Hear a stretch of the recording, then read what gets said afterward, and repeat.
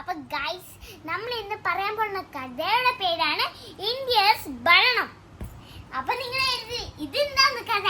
ഇവിടെ കൊല്ലം പ്രാണം പിടിച്ച അതല്ല ഞാൻ ഉദ്ദേശിച്ച്. നമ്മൾ ഇന്ത്യയില് 1900 വർഷത്തില് നമ്മളെ രാജ്യത്തില് കുരുമുളക് അങ്ങനത്തെ സാധനങ്ങളൊക്കെ എടുക്കാൻ വന്നില്ല. ആ കഥയാണ് നമ്മൾ പറയാൻ പോകുന്നത്. ഇൻഡിപെൻഡൻസ് ഡേയില് നമ്മളെ ഇന്ത്യക്ക് സ്വാതന്ത്ര്യം കിട്ടിയ ദിവസത്തിന് മുന്നേ ഉള്ള വർഷങ്ങളാണ് ഞാൻ പറയാൻ പോകുന്നത്.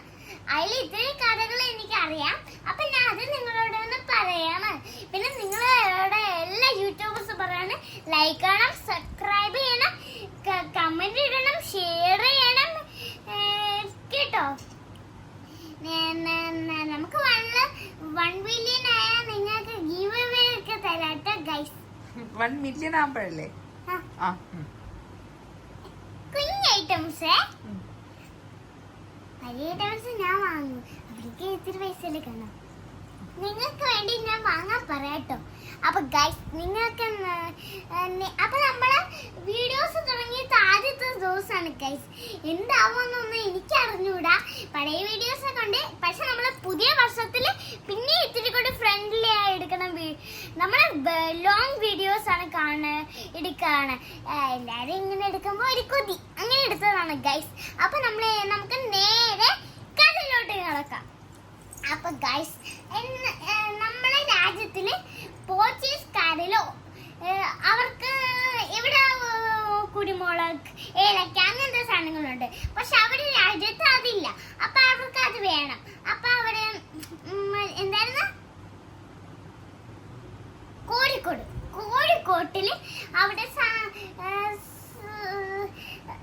സാധനങ്ങള് ആസ്കോഡ് ഗാമ എടുക്കാൻ വന്ന്.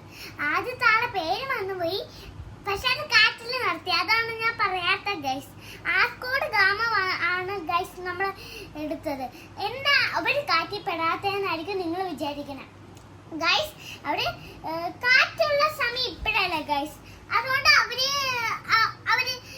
ആസ്കോഡ് ഗാമ അങ്ങനെ പെട്ടില്ല. അതുകൊണ്ട് അവർക്ക് ആ സാധനം കിട്ടി, കുരുമുളക്, ഏലക്ക. പിന്നെ അവര് അത് ഒരുപാട് ഇങ്ങനെ എടുത്തോണ്ടേ വന്നു. പിന്നെ അവരങ്ങ് പോയി വെച്ചാൽ ഡച്ചുകാര് വന്നുകൊണ്ട് മാത്രം ഇത്തിരി ആൾക്കാർ പോയി.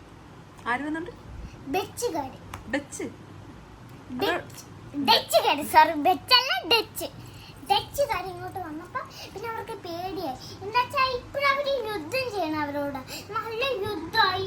പിന്നെ ഇന്ത്യക്ക് നല്ല ഇന്ത്യ മിക്സ് ആയി. ചിലവരൊക്കെ കൊന്നിട്ടുണ്ട്.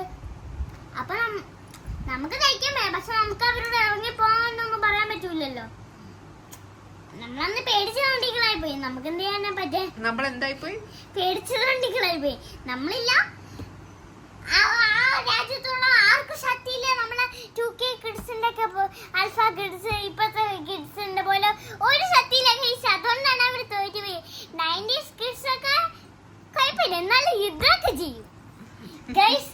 ഇപ്പൊ 90s കിട്ടും അവര് മക്കളൊക്കെ നല്ല വഴക്കാണ് ഗൈസ്. എനിക്കുണ്ട് ഒരമ്മ. നമുക്ക് കഥയിലോട്ട് കിടക്കാം. അപ്പൊ ഗൈസ്, നിങ്ങൾക്കുണ്ട് അമ്മ എന്ന് പറഞ്ഞാൽ ഐ ലവ് അമ്മ എന്ന് അയച്ചേക്കി.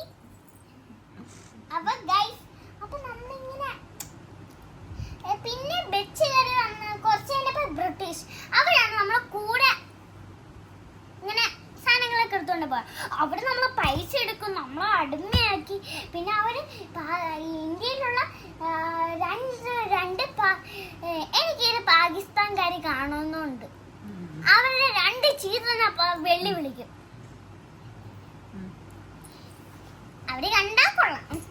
അപ്പൊ ഗൈസ്, അപ്പൊ നമ്മള് പാകിസ്ഥാൻകാര് അവര് ദുഷ്ടന്മാരാട്ടോ. നമ്മളോട് ഇപ്പോഴും ഇങ്ങനെ ഇത് ചെയ്യൂലേ, നിങ്ങൾക്കറിയാലോ. പിന്നെ നമ്മളിപ്പോഴും ഇങ്ങനെയൊക്കെ ഇത്ര സംഭവിച്ചില്ലേ കാശ്മീര്. നിങ്ങളെല്ലാരും ന്യൂസ് പേപ്പർ ഒക്കെ വായിക്കുമ്പോ കാണും. ന്യൂസ് പേപ്പർ വായിക്കാറുണ്ടോ? ഞാനില്ല, ഞാൻ TV കണ്ടു. പിള്ളേരൊക്കെ അങ്ങനെ കണ്ടാ പോലെ.